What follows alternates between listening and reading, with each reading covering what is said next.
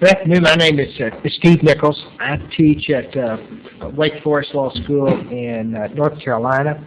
But I'm here today not to talk about commercial law or bankruptcy, which is what I usually spend my time talking about, but rather using technology, particularly Twen, in the classroom. This is the third Twen program today, and this session is going to focus on getting students involved with Twen. It's one thing to have this wonderful technology, whatever you use, but a common problem is how you get the students engaged. Before we begin, let me mention that the West Group folks want to make sure that you register for prizes that they're going to give away on the last day of the conference, and you can do that on your way out. There's a fishbowl up there to put your entry in. Also a survey that they hope that you will fill out.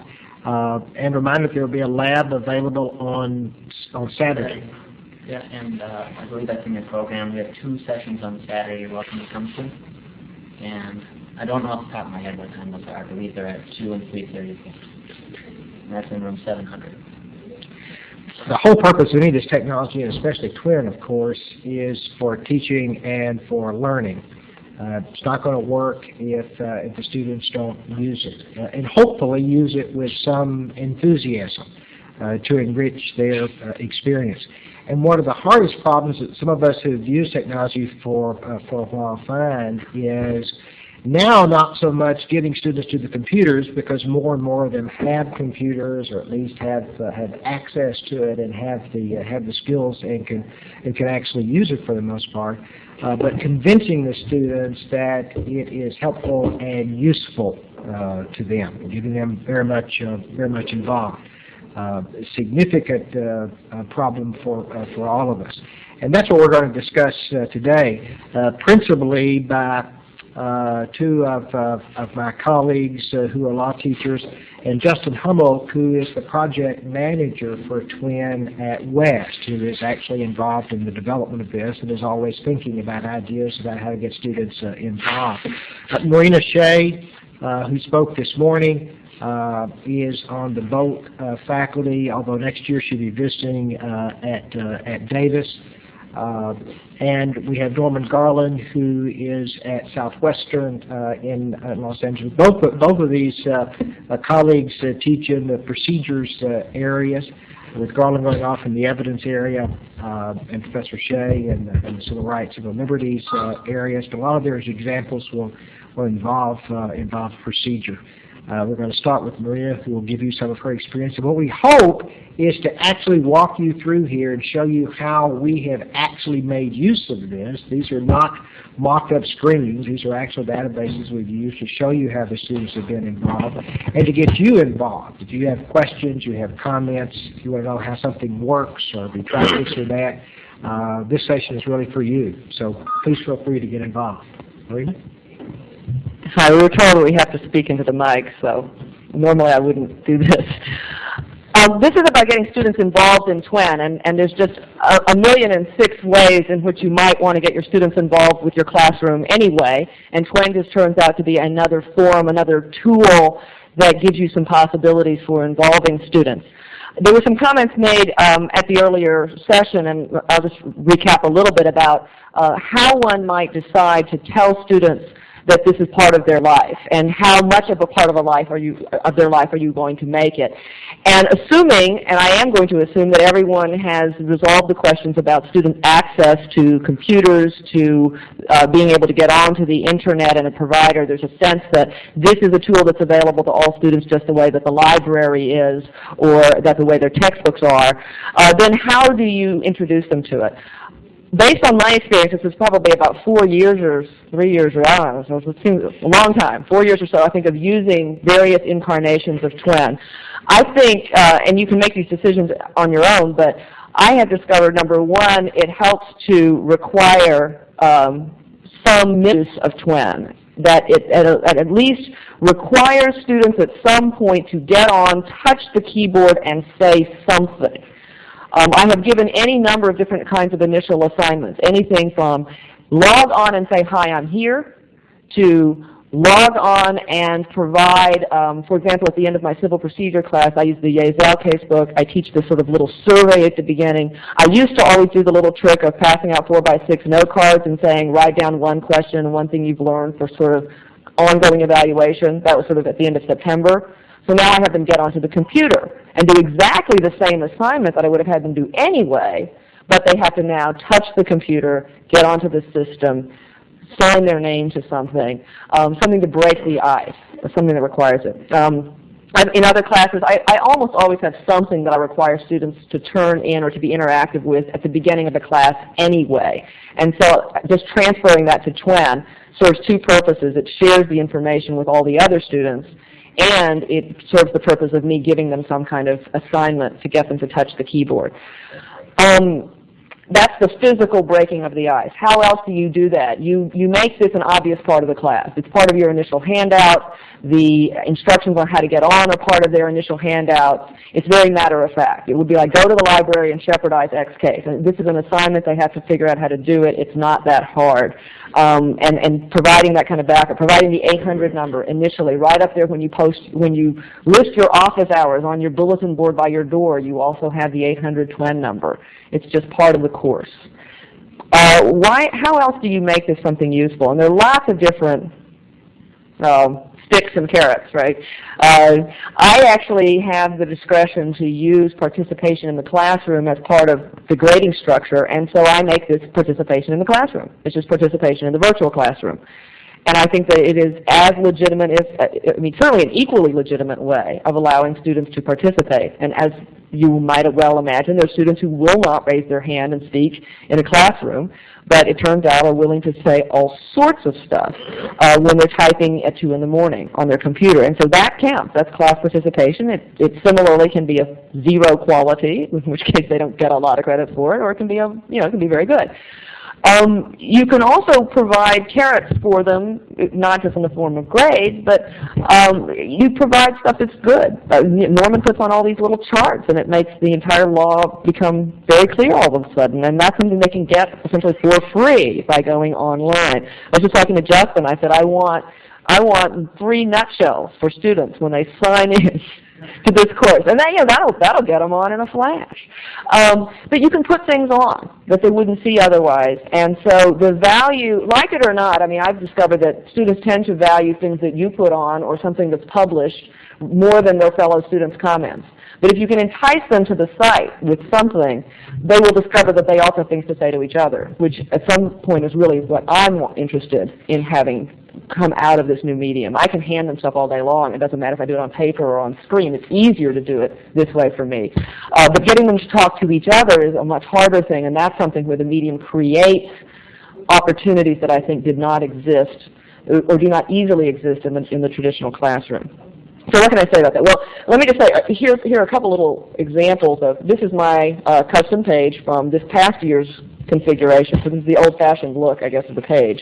There's my civil procedure class, and I'm going to go to criminal procedure just to show you. I set up very few forums.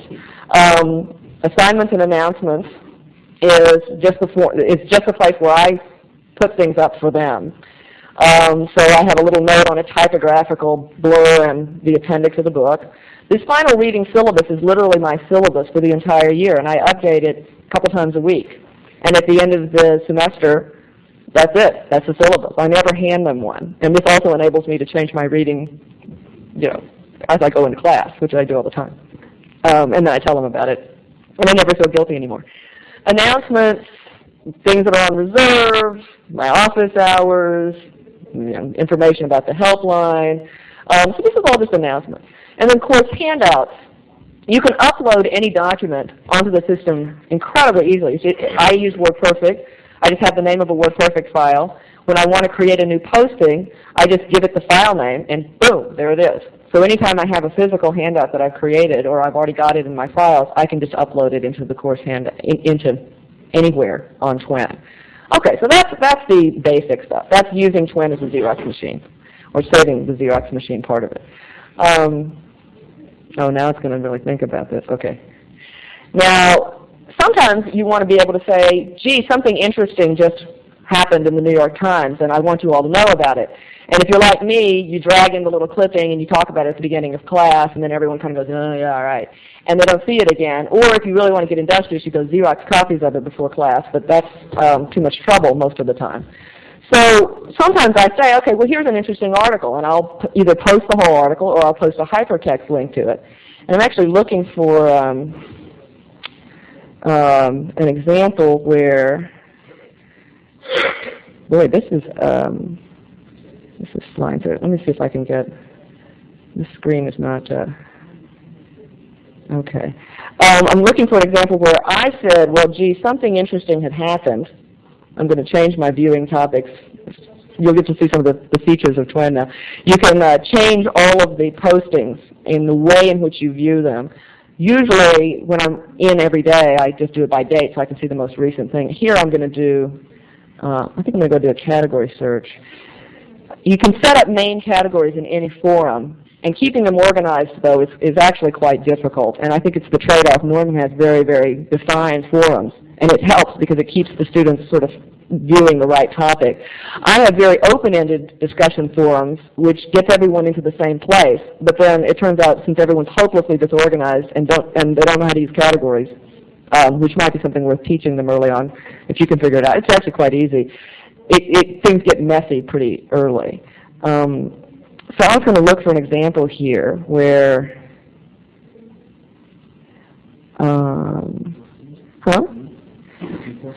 No, let's see, Brad is one of the people. You know, I had actually just gone on and I, of course, made them all come up in purple on the screen upstairs, but of course this is different.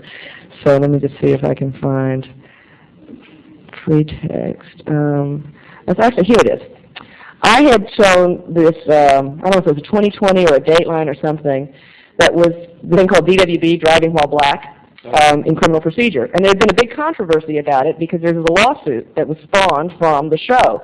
So when I showed the videotape in class, I said, and this is very controversial because now, in fact, the city has responded with a lawsuit. And so in the interest of fairness, you know, that's out there, and I'll try to find more information about it. But of course, you know, you don't always have time to find what you want to find. So I mentioned this, and Brad, this great student, says, well, you know, here's okay, so he does it. I've got it out of order, but Laura gets on and puts on a site for how you find the story that actually is about the lawsuit, the libel lawsuit that was spawned from this. And then Brad comes in again and says, okay, well, now here's the U.S. News website for how you get to this. And so sometimes they do the work for you. Like I said, oh, there's a New York Times article the other day. I'll try to get it on. Well, it turns out you always have a student like Brad who goes and finds it, and he puts it on for you, so you don't have to. You don't have to have a research assistant or anything. I'm terrible at searching this stuff. And so he just does it. And of course, if I double-clicked on this would hypertext you straight over to the website. You can both go in hypertext to other websites or to anything in the Westlaw database. So this is one way that you can get more postings up. And sometimes Brad actually will provide the whole story also. He was a really good poster for me. Okay. So that's one way. You can just provide information to them. What I think is more interesting is the way in which they can begin to provide more information back to you and to each other. That's altering, I think, some of the traditional parameters of the classroom. And the classic example is the quiet student. And I'm now going to take Justin's suggestion and view by author because I can remember some of these students' names. There was a student who was working with a number of us, as in different professors, about the fact that she wouldn't talk in class. And we'd had long conversations about this. She had gone off and read Lonnie Guinier's article and said, oh, isn't it interesting, I went to Mills as an undergraduate and I used to talk all the time, and now I've got to law school and I can't talk at all. And so we had the ongoing issue about participation in the classroom. And it turns out that she's happy to talk on the web or in the virtual classroom. And if I can get down to me talking a lot, Brad talking a lot. Where did she go? Maybe she's not, oh, she's not in this one. Okay, sorry, working online is not my fastest thing, I'm sorry. I'll find her. She's in a different class, that's why, because I'm completely, let's go to race. And so the student was working it turns out on Twen in 2 different classes, because she happened to have a con law class with somebody who also did this. And so she, at one point, for example, posted, this is just in the middle of nowhere, just a comment, not in response to an assignment. We were talking about peremptory challenges in the use of race. So she gets on, she remembers this Harper's Magazine article, she goes and she finds the site in Westlaw, again an example of research skills of students where they pass it on to everybody else. So you can hypertext right over to the Harper's article if you want it. She then proceeds to do a huge commentary on what she thinks about it and what was correct and what wasn't and what it made her think and did it make her angry and the whole works. And I had to do this actually at the end. She says, I got so absorbed in reading this that I realized it's 3 in the morning. Well, that's a student who doesn't do anything. She comes to class all the time, but she doesn't talk. And actually near the end of the class she began to talk, but I think in part it was because she felt like she was part of something after she had been conversing with a number of students and with me and some other professors on the web for a while. You can create all sorts of other structures in which students relate to each other, and I can't show them all, but there is next year this direct link right to the CALI programs, but I've used the CALI exercises for a while in civil procedure. And for example, now I have them, when I post their assignment, for the reading assignment for the day, I post the reading assignment, I update the syllabus. Sometimes I post an extra assignment that says, do the Buffalo Creek Discovery exercise in CALI. And then I have them actually be able to click on the assignment. And there it is. Up comes the CALI assignment. So they're sort of a one-stop shopping kind of place of going to the computer and getting their extra work done in civil procedure. One of the things I also did when I used the Buffalo Creek exercise, which is a game in which 2 sides, plaintiffs and defendants, play for discovery points and for money and for information points and for secrecy points, is that I've divided them up into teams, and I allowed them to submit to me in advance teams of 2 or teams of 4, that is 2 against 2. So people who already were in chummy study groups and so on, I let them reinforce that by doing this exercise together. And then everybody else I just assigned. And I tended to assign them, I mean, you can do it in a bunch of different ways. You can do social engineering, or some years I've just done it by geographic proximity in a large lecture hall. And trying to create the beginning seeds of virtual study groups for students. By forcing them to do partnered exercises, Buffalo Creek actually forced them to get together and sit physically around the same computer, so they had to be in the same place. And then I had them post their results to everybody in the class. And then it got into a very interesting discussion because students would comment on each other's scores. It's like, oh, well, we'll report you to the state ethics bar and so on because you have, 0 reputation or negative numbers for your reputation points or whatever. And it was interesting how competitive in some ways they were. And they were really interested in what each others were doing. And that's different. When you post into a common forum, students actually know how they're doing relative to other students. And they see what other students are thinking, which is not something that you usually can get to them in a regular semester because all the information flow always comes in one direction. And they don't see what they're writing. I mean, maybe you have them write a paper, and maybe you make copies of it yourself and give them to other students and have them do peer reviews. But that's a lot of logistical trouble for you. And this way, you just put it on. You can have them do peer reviews of specific assignments because they can all get to each other's work. And so I've had them do that. Okay, and then I just wanted to illustrate the part that I'm the most excited about by this, which is in which conversations that can't take place in the classroom can take place. And this isn't particularly radical, other than to say, obviously you run out of time in the classroom, and there's certain things that aren't appropriate, and there's certain students who aren't going to stand up. In fact, you don't want them to stand up and say nasty things to you in the middle of your class. But they can make comments in a safer forum. And I think it gets a conversation going in a way that is useful if you're willing to buy into this level of the extension of the classroom, and you have to decide where you want to go. This is from my race discrimination class, which was a class that from day one I've said was going to be painful and emotional, and it was all, we were going to read horrible, hard stuff from Section 1983, but it was also going to upset people and it was going to piss them off. And so they were ready for sort of this kind of touchy-feely experience outside of the hard black-letter law. And there was a little discussion that took place.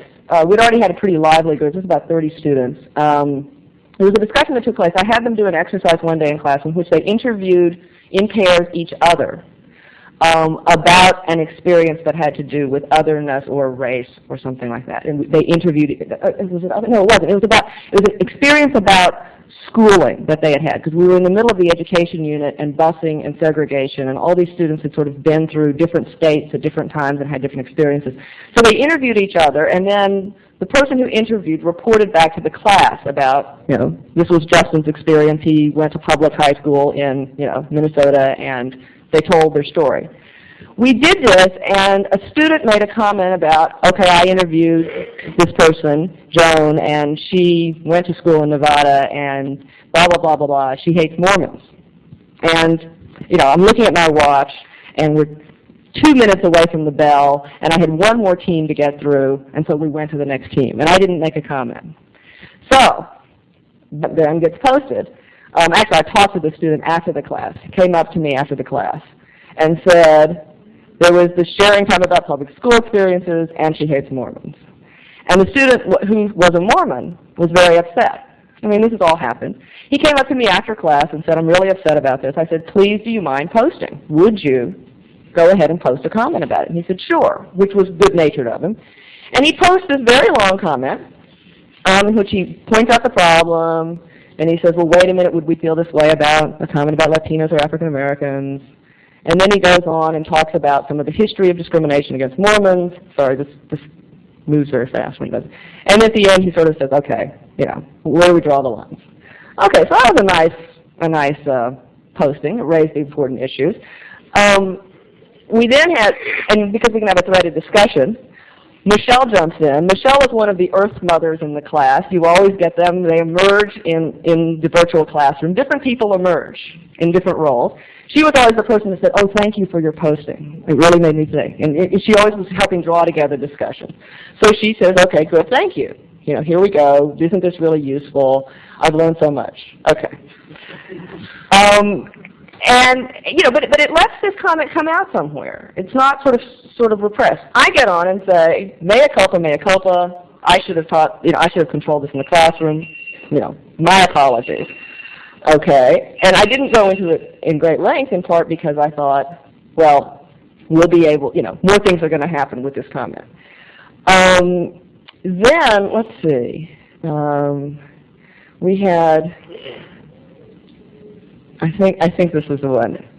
It was really interesting. Okay, here's Anonymous, actually, but although she doesn't remain anonymous. And she gets up and says, look, and this really wonderful, plain-talking kind of comment. She actually, you don't have time to really fully absorb the nature of all of this, but it gets, it's really juicy stuff. It's fun stuff. So she goes on and says, this turns out to be Joan, right, the person who was allegedly the one who hated Mormons. She makes lots of comments about things. She winds up at the end essentially saying, look, I apologize, and it's a fairly thoughtful posting. Okay. So Joan has now weighed in, and she, by the way, thanks Todd for being brave enough to get online and say this. Now, none of this would happen in my classroom. I don't have time for this to happen in my classroom. Then we get into another layer, again by Anonymous, although again people figure it out. This is the guy who reported on Joan's comments. And he now says, well, wait a minute. I'm now taking responsibility for this because I'm the one who actually thinks this through in this way, and I'm the one who reported it this way, and I'm sorry, Joan, and I'm sorry, Todd. And this is how I'm thinking about it, right? And this is Randy. Now, these students tend to sign their names in these discussions, but they don't have to. And again, I think that it's important that it's a real decision to decide if you want to take anonymous comments or not. But I think some of these kinds of comments would not be made were there not the option of anonymous posting. There's a borderline flaming that might happen, but you can usually keep it under control. We've had all sorts of great discussions about the First Amendment. We had one really good comment in this race class, actually, in which a white student posted a comment in response to sort of an assignment about how she felt uncomfortable with the panhandler at her apartment door who happened to be a woman of color. A woman of color in the class responded in this very, very angry tone of voice and said, did it ever occur to you, and raised all sorts of issues. She responds, the original poster response is, yes, it did occur to me. I really have thought about this, blah, blah, blah. Lots of other students jumped in. Michelle jumps in and says, oh, okay, everyone, he's all right. And we talked through this for a while online, and we talked a lot about how the medium allows you to say things that you might want to say, and it also lets you say things in a tone of voice that maybe you wouldn't say to somebody directly. And what wound up happening is that discussion then after about 2 weeks spilled back into the classroom. And we wound up in the classroom having a conversation about how to use Twen and what was happening in the virtual classroom. And somebody said, well, now it's time for us to go to lunch. And so the two women decided that it was time now to, having started the discussion in the classroom, posted assignments in response to sort of a question that I said, please go post something, talked about it, reached this kind of difficult point, talked about the medium and said, okay, now this medium, this is as far as the medium takes us. We now need to actually be friends in person, not try to debate the intellectual point through postings. So that was the next step. So we go back and forth between sort of real life and faceless or sometimes nameless posting. Okay, am I taking too much time? Do you want to do one more example? Your time? Want to do one more example? Okay. You guys okay on this? One more example. Again, just to show you how I think, and race obviously lends itself a little bit to these kinds of comments. But it was equally true. In civil procedure, for example, I showed videotapes from court TV on the Flynn versus Goldman Sachs case, which is a sex discrimination case. And they showed the key witness who was, the dragon woman who supposedly fired the female plaintiff. And we saw some of these tapes, and we read Kimball Wood's opinions and so on. And what happened after that is this enormous debate among the women in the class that said, it's totally obvious, this is sex discrimination. And they started talking about it in a way that would have been appropriate for an employment discrimination or evidence course, and also to some degree was appropriate for civil procedure, but again, not something that we had time to talk about when we were doing Rule 50 in civil procedure. So I think these issues do keep coming across. Okay, the Chris Rock example. I apologize in advance to anyone who is upset by the use of the word nigger because it comes up in this, and this is what caused the whole conversation. I had showed a tape about, what did we do? When we started race in the criminal justice system, we did a paired showing of Driving While Black, which I just mentioned, and NWA's Straight Out of Compton piece on Fuck the Police, which is a rap song about the relationship of the community to the police to some degree. I mean, one can argue whether it's fictionalized or not. But we did those in juxtaposition, and they used the word nigger all through this rap song. And we talked about it before I played the tape, and we talked about the use of language in the tape.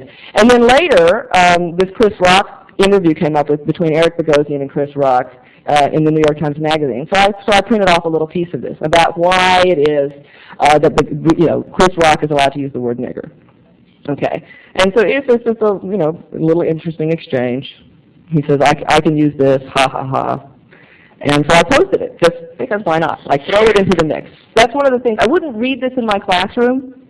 It wouldn't necessarily fit with what I was doing the next day in class, but it's fine on Twen. There's a place for me to put this stuff. I mean, you can argue about whether I should.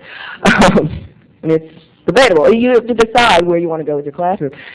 So, okay, Anonymous, who remains anonymous, by the way, says, I'm really worried about you using this word. Some of my friends are really offended. They'll never use this word. Really important stuff. Please consider this. Nice, respectful tone. Again, nice, open dialogue. Sorry, I'm not giving you chances to read all of this. Actually, my civil procedure students were sitting in and reading all the stuff that was happening in the race class because they thought it was much more interesting. Okay, so then I respond, I defend myself, I apologize, I do all of the usual stuff that you should do. Okay, good. And then, so I'm done with my responses. Jeff gets on and says, excuse me. He's always coming on and saying, do we have to be so politically correct? Look at this. Why are you talking about your friends, right? And so he just, he goes on and on and on. Okay. Maybe blah, blah, blah, blah, blah, blah, blah, blah. Okay. Now, then what happens, I think, gets interesting. We now have a couple of students who come forward and don't talk about race, but they talk about other issues. So I have a student who says, well, wait a minute. I have nothing useful to say about the use of the N-word. But she does have something interesting to say about the use of the word queer. And we get into this discussion about appropriation of labels and language, and she goes into her whole long conversation about taking back the power of the words and appropriating them for yourself. And this was actually right in the middle of the school being in a fight with the university about whether or not they could change the name of the Gay Students Association to the Queer Students Association, and the university objected. So it was a big debate happening right on campus at the time. Then another student weighs in and says, well, gee, I wasn't offended by Chris Rock, but let me talk to you about all these things that I'm really pissed off about in my other classes. In terms of the use of things like, she talks about issues about Jewish comments, and she gets really angry and recounts this whole incident in class that obviously had been upsetting her the entire time she'd been in law school. I mean, she's a third year. This was a first-year class that she's upset about. She recounts this long story, is really upset about it, and interestingly, I'll end with the plug on Twen, says, I could barely stammer out the facts of the case, let alone challenge a law professor. Too bad we didn't have Twen then. A place to respond to things that happen. Now, you may or may not want to open this up. I felt like in a course like race discrimination, I had to, because I don't think you can avoid these issues in a class like race discrimination. I think actually you can't avoid these issues in a class like civil procedure either. And it creates a forum for that. It's just one very particularized use. Okay, I'm way, boom. Well, this is a pretty hard act to follow. Can you navigate for me? Or navigate us, maybe? I have some fairly mundane, in comparison, examples of how to stimulate students' participation in Twen. When I began planning the use of Twen, it occurred to me that one of the things that I could do to get students to participate was to offer some incentive.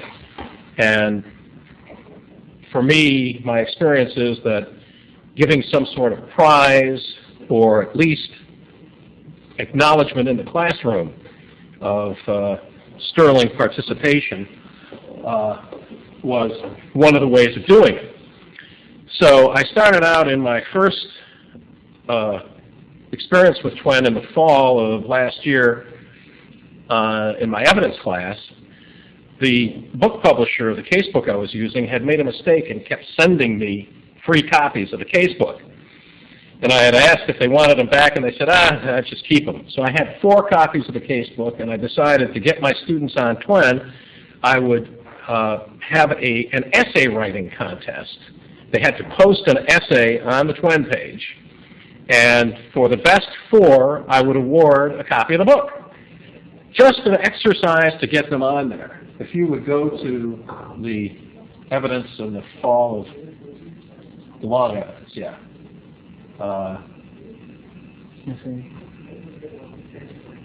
Evidence casebook essay contest and winners.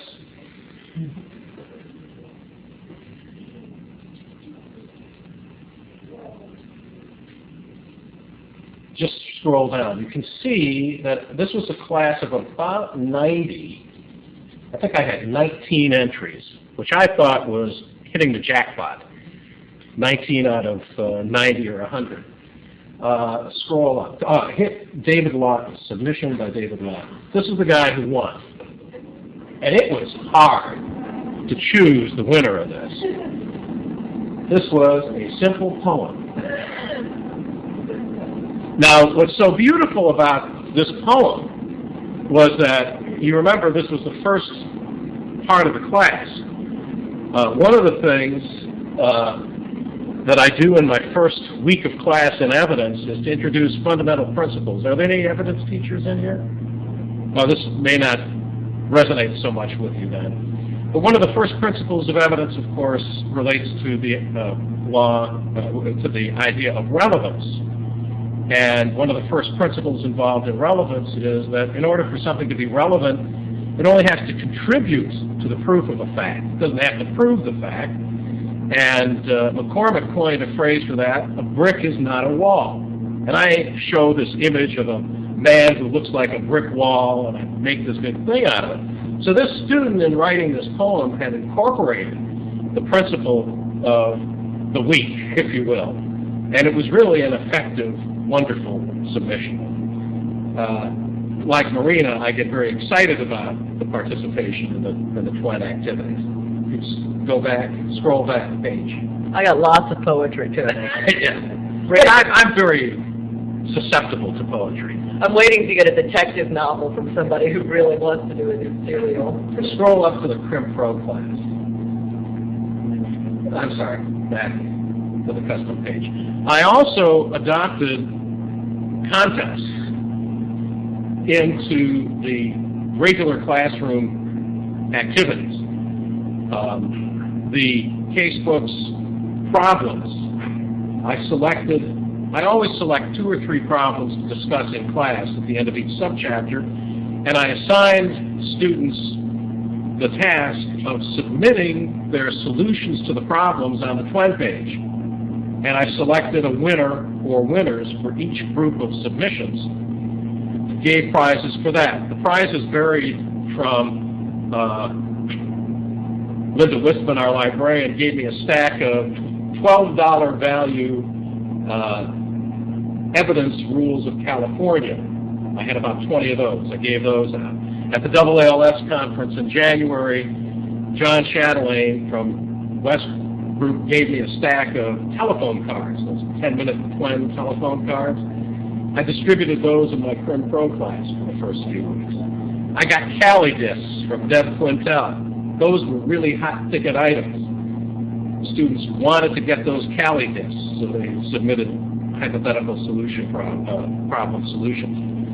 And I gave some major prizes as well. I gave an academic version of Corel Suite 8, which came with our conference materials. At the time, it was selling for $50. So, however, what I found was that the students were more interested in being called to the front of the class and getting acknowledgement of having won. I also then either read their solution to the class, even though it was posted on the Twen page, or had a classroom discussion about the solution.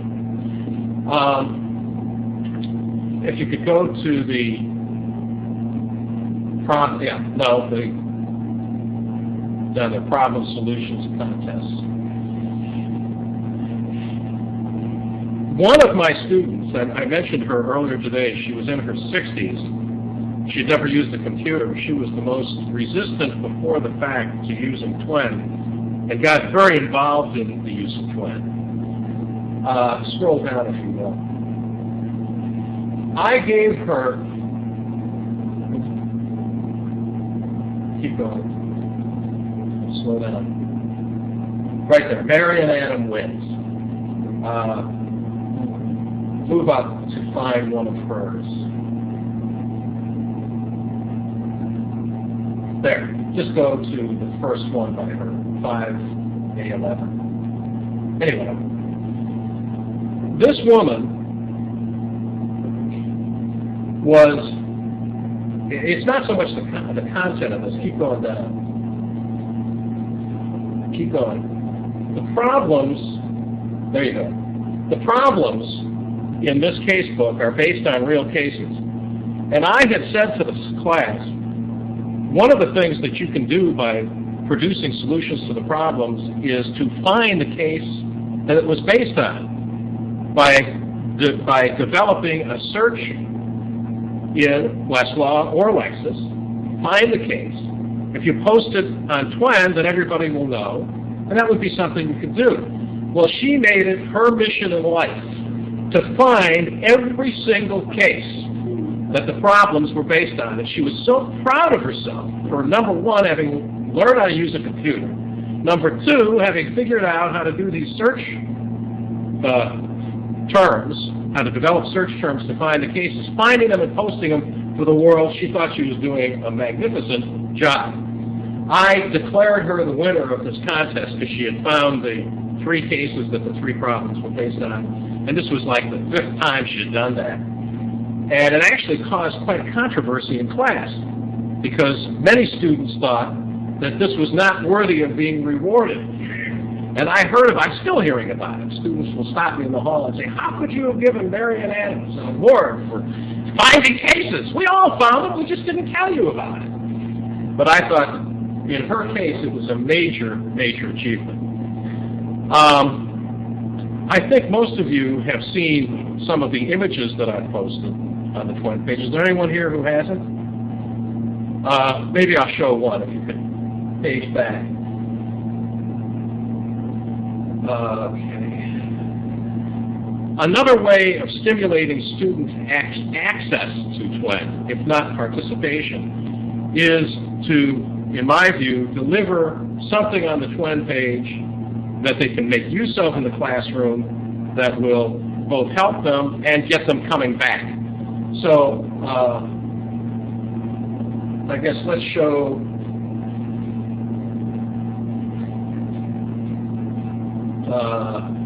no, go up. This exclusionary, let me try that one. I can't remember if that's the one I think it is. It's a GIF. Yeah, this is very simple. This is just a flow chart of how the exclusionary rule works. Nothing very dramatic, but really conceptually important, I would say, and something that students really enjoy. Go back.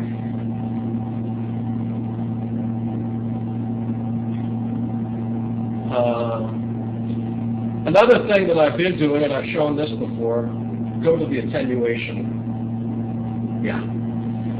I produce my class questions in the form of a slideshow, and I present them line by line where I can run a slideshow in class or by overhead in the classrooms that don't have the slideshow capability.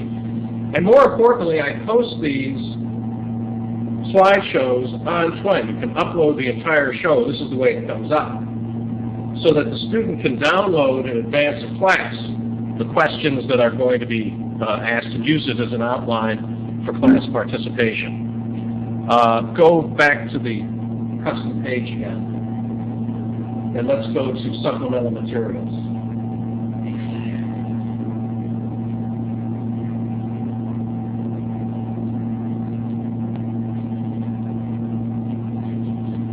One of the major benefits and savings in terms of student cost is that you can put on your Twen page cross-references to all the materials that you're going to use in class as supplemental materials, either cases or articles or whatever.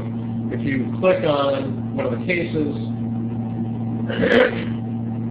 that's fine, any one of them. These are all of the cases that would have been in the casebook supplement if purchased.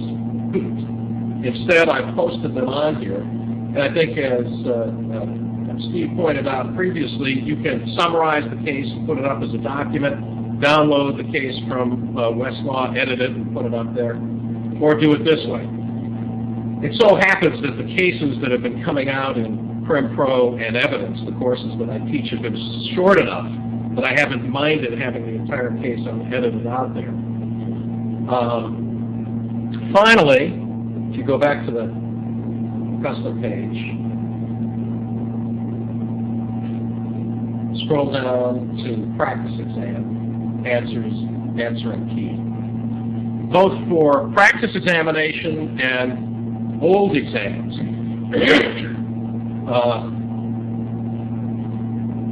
go to the grading key. I gave a practice exam in Crim Pro, short essay, 50 minutes. I administered the test, then went over it in class.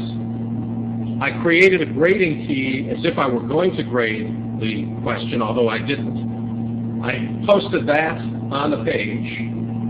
Go back to page back.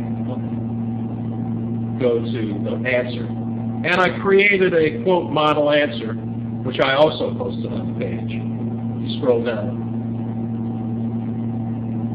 Oh, this is an interesting thing. The upload from WordPerfect.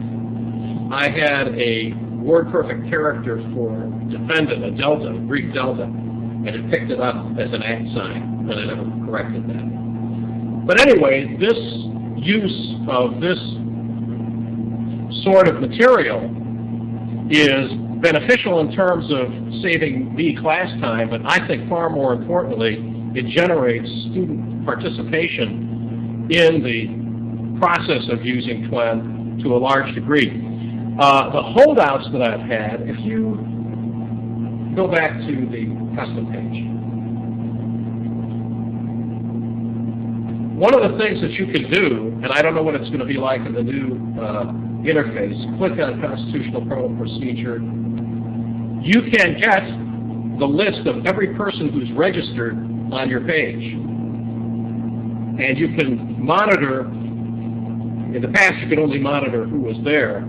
In the next version you can actually see how often they visit your page and what they're doing. But for me, what I discovered was there were a couple of holdouts throughout the semester. My goal was to have 100% registration, if not participation in Twen. So as the numbers decreased of the people who had not registered, I began to single out the one or two who hadn't, and I just waited for the right moment.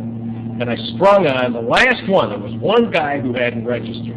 And I stopped him and I said, "How come you haven't registered on Twen?" And he looked at me and said, "What are you talking about? I registered this morning." I said, "Well, what generated you finally to register?" He said, "Well, you put the old exams and the answers up there." So that was the final pièce de résistance. That's it for me. One of the very good things about Twen is that it's very versatile. You can use it in infinite number of ways, all of very easy ways to use it. My best experience of getting students involved has been frankly more mundane than these. And that is, I tell the students that when they get in to discuss things online, the purpose is not just so they can discuss, but so they can educate me about the interest in what troubles them in terms of the subject matter. And of course, there are other issues that come up in class. In my experience has been every semester, discussions do start very slowly amongst students. I began referring to those discussions in class. Students begin to see that I'm following their lead in class. They're beginning to identify through their discussions, through the problem sets that I have in them. They're beginning to identify what problems and interests of that particular class. Then I can custom make that course for them. And that, more than anything else for me, has generated excitement about the course and about the subject, which is, after all, what we are trying to do, to get a wider view of the issues that are involved through this wider discussion. So there are a whole wide range of ways and things you can do to get students involved. They all come back, they all give you in the end. It's a much richer, much more effective experience for students. That's the end product. Thank you very much for coming. Let me just add that if you're interested in seeing next year's version of Twen, it is going to be available for viewing on Saturday. We have 2 sessions, as I mentioned earlier.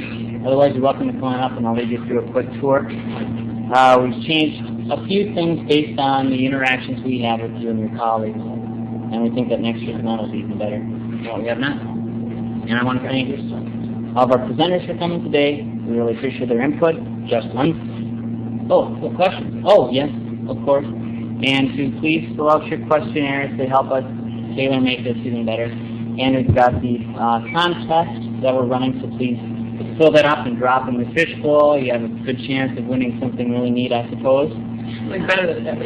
And Oh, just to be of service to our CALI people, Marina mentioned earlier that this next year we're going to have seamless links to CALI. Well, they were available this last year, so they have been in. What about even more? Even more? We can discuss, but there is a relationship there. So, thank you. Does anybody have an extra floppy disk with them? Yes. I need one. Thank you. I figured I brought a floppy with me and it's defective. You know, it's happened twice this week. Are you around to my Actually, let me get. No, I need one that I can have. I got to give it to somebody. Let me get hold of Rick. Hi, my name is Kim Chat. You actually were very helpful. That name sounds very familiar. Radio button appeared from our... Yes, yeah, that was a long time ago. Yeah. Nice to meet you. Yes, and I wanted to thank you, but Oh. as I was leaving to CALI, we ran into another problem with Okay. their Twen site. We have a writing professor who's using Twen in the summertime, and the students are registering, actually, half of them went to their class, and we all registered them. Their names aren't coming up on the registration list, and the class is not coming up on the Can you show me? if I register. It may be that the person who made that class, when you create the book, usually that Two of her students were able to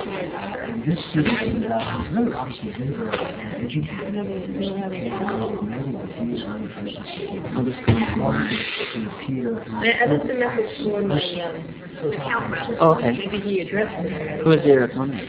The account? Oh, sure, yeah. Yeah, particularly in law school. Yeah. I guess. What is it about Brooklyn? But they're trying to use it, but you know, when they run into these problems, Sure doesn't go well. They look for a floppy disk. I'm assuming it's really Brooklyn. right, That's not much. Have you had a chance to see the news? no, I haven't. Let me show you. Okay. And you can't get to the point where the person in the future, I mean, I kind of happened within one year, we didn't have Yeah. somebody brings something up. Now, who is Okay, his attention to the seminar. A white guy, a woman of color said something blah, blah, blah, because of the race. Rebellion. Okay. And he comes to me incredibly upset. He says, what do I do? I don't feel okay. My lung is fine, but it makes me not want to be class. Yeah. So this long article, it's not the class. And We're trying to use he it. wound up going and Now, so asking you were able to get it. I was able to register fine. Let's take a look at this and see if But now it's Twen. That's the kind of thing we're talking on Twen. given the students that registered on Twen for the And he would have had time. But I registered on the car. I actually went to class Procedure this year. Tuesday A night. white student. Mhm. And And you registered on Twen? Yeah. With their own With their password. In his mind, very sympathetic. Those that had already registered, there were students in the class that had registered already, and the class was showing up on their Twen site. I had them sign on, and then students that hadn't registered. Would you know any of the students' names? Well, I have a school which unfortunately I don't have. Yeah. And I don't have a computer, believe it or not, with me, that I can find out information on the past. Different classes. That's my. The Red Cross goes. Okay. Here.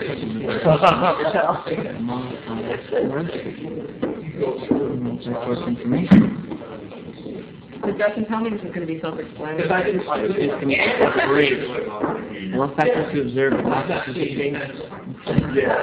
could anybody see the past? We had some great responses. You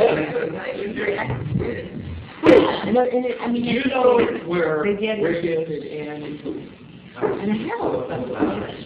Yeah. And it says. Justin, excuse me, do you think I can get one from Rick? Can you get that? Can you get a hold of Rick and Bruce to see if they have a floppy for him? I need a blank floppy. Robert, with me. Otherwise, I bet Dad Quintel would have them for you. They're really good at it. Hey, Thank you very much. I'll see you around. Aren't you going to be hanging around the Are rest you of the kidding? time? Well, I'm doing another presentation tomorrow at CALI. I'm going to do some slideshows, some of my animated slideshows. I'm going to use graphics, showing how to use graphics in teaching. And other than that, I'm here for the duration, and I'm going to relax. I'm not going to wear a coat and tie after tomorrow. Well, I mean, it was wonderful having you in Marina because I mean, they want to hear from you. Yeah. You can be nice to learning over some matters. Yeah. And you Very loud. It's very enthusiastic. yeah. Listening smart. So that's very I quote the register the course of the register. Any dog, I feel for you. Take care. See you around. I can't say goodbye to Marina. Really kind of quite angry posting, but really quite You were terrific. Well, I've got to run around and do some things. Okay. Thank God you were long-winded today because I crashed. Oh, no. Well, you know, once you start posting these, I mean, it's actually kind of, it was probably really frustrating for you in a way to sort of have these tidbits. I wasn't reading really. That's good. It really is really. Well, I started thinking, I hope she goes on. I'm so tired. Well, you know, I mean. There's a couple different ways that I can go about doing this. Well, I think I talked myself out of it. Yeah, well, yeah, you think when you do the whole presentation. So you're going to be here the rest of the week, though, aren't you? Actually, I'm going to leave tomorrow. I know too much, I have house cleaners roaming through my house demanding a certain color for the trim. And if This sounds if like I don't get back, they're going problems of abundance to me.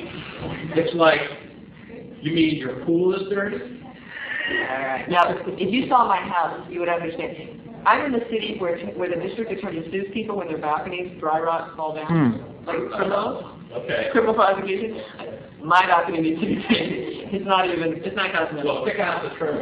Yeah. Let's do it. But you know, Helen goes to school and kind of serious. And Greg is another conservation psychologist, very